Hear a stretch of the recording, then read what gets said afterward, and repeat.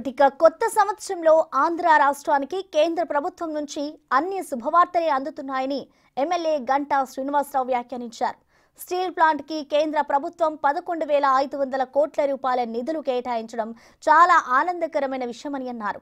జగన్ అధికారంలో ఉన్నప్పుడు steel plant ప్రైవేటీకరణ కాకుండా ఉండడానికి ఎటువంటి ప్రయత్నాలు చేయలేదని మండిపడ్డారు. గత 5 సంవత్సరాల పరిపాలనలో రాష్ట్రం అప్పుల పాలైతే కూటమి ప్రభుత్వం వచ్చాక అభివృద్ధి బాటలో దూసుకుపోతుందని తెలిపారు. స్టీల్ ప్లాంట్ కోసం కేంద్రం నిధులు కేటాయించిన సందర్భంగా కూటమి నేతలు టపాసులు కాల్చి సంబరాలు చేసుకున్నారు. ఈ కార్యక్రమంలో గంటా పాల్గొన్నారు.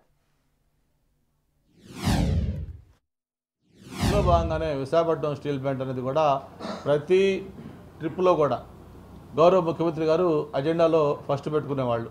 ఎప్పుడు వెళ్ళినా కూడా ప్రధానమంత్రి గారిని, స్టీల్ మినిస్టర్ గారిని, లేకపోతే ఇతర మంత్రులను కలిసి విశాఖపట్నం స్టీల్ ప్లాంట్ సంబంధించి ఏ విధంగా సహాయం చేయాలో అడుగుతుండేవాళ్ళు.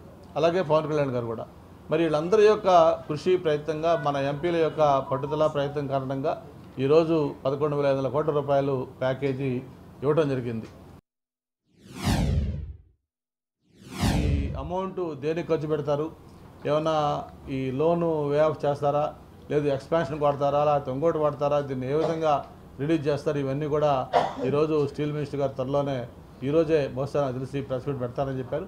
అది పెట్టిన తర్వాత దీన్ని రిలీజ్ చేస్తారు ఏంటనేది కూడా తెలుస్తుంది. ఈ సందర్భంగా అలుపెరగని పోరాటం చేసిన సంఘాలు, కార్మిక సంఘాలు కానీ, ఉద్యోగ సంఘాలు కానీ, ప్రత్యేకించి నిర్వాసితుల సంఘాలు కానీ, దీనికి నైతిక మద్దతు ఇచ్చిన విశాఖపట్నం ప్రజలకు కానీ, సపోర్ట్ చేసిన అన్ని రాజకీయ పార్టీలకి, ప్రత్యేకించి జర్నలిస్టు మిత్రులకి అందరికి కూడా పేరు పేరున అభినందనలు తెలియజేసుకుంటూ, మరి ఈ కూటమి ప్రభుత్వం సాధించిన ఘన విజయాల్లో ఇదొక ఘన విజయం. ఈ స్టీల్ ప్లాంటు ప్రైవేటైజేషన్ కాకుండా ఈ 20,000 ప్యాకేజ్ సాధించడం అని చెప్పి కూడా తెలియజేసుకుంటూ మరొకసారి మా నాయకులందరికీ కూడా మనస్ఫూర్తిగా ధన్యవాదాలు, అభినందనలు తెలియజేస్తూ ఉన్నాం. మన ప్రభుత్వం అధికారంలోకి వచ్చే సమయానికి దాదాపు 13 లక్షల కోట్ల రూపాయల అప్పుతోటి ఈ రాష్ట్రంలో మనకి పరిపాలన చేపట్టడం జరిగింది. మరి ఆ రోజు నుంచి కూడా ఎన్నికల సమయంలో ఇచ్చిన హామీలు అమలు చేయాల్సిన బాధ్యత ఒక పక్క ఉంది. అలాగే మరోపక్క అభివృద్ధి కార్యక్రమాలు చేయాలి. ఒక పక్క ఉద్యోగస్తులకు జీతాలు కూడా ఇవ్వలేని పరిస్థితుల నుంచి మరి ముఖ్యమంత్రి గారు తనకున్న అనుభవంతో అవన్నీ కూడా గాడిని పెట్టుకుంటూ పరిపాలన చక్కదిద్ది మళ్ళీ ఈరోజు ఏదైతే ఎన్నికల హామీలు ఇచ్చామో దాదాపు ప్రతి కార్యక్రమాన్ని కూడా ఒక పద్ధతి ప్రకారం అమలు చేసుకుంటూ వస్తున్న విషయం మనం చూస్తూ ఉన్నాం.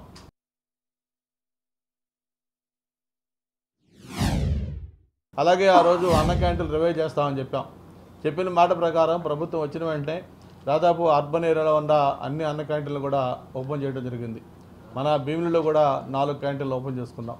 త్వరలోనే రూరల్ ఏరియాలో కూడా అన్న క్యాంటీన్లు ఓపెన్ కాబోతా ఉన్నాయి. అలాగే ఆ రోజు మహిళలకి ఉచితంగా గ్యాస్ సిలిండర్లు చెప్పాం.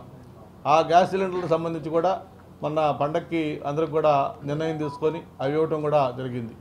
మరి త్వరలోనే మహిళలకు బస్సుల్లో ఉచిత ప్రయాణం, దాని మీద ఆల్రెడీ ట్రాన్స్పోర్ట్ మినిస్టర్ గారితో పాటు కమిటీ ఎవరైతే ఉన్నారో వాళ్ళందరూ కూడా తెలంగాణ అలాగే కర్ణాటక రాష్ట్రాల్లో కూడా పర్యటించి దాన్ని స్టడీ చేసి విధి విధానాలు కూడా ఫైనలైజ్ చేశారు. త్వరలోనే బహుశా 1-2 నెలల లోపే ఆ ఉచిత బస్సు ప్రయాణం కూడా అమలు కాబోతా ఉంది.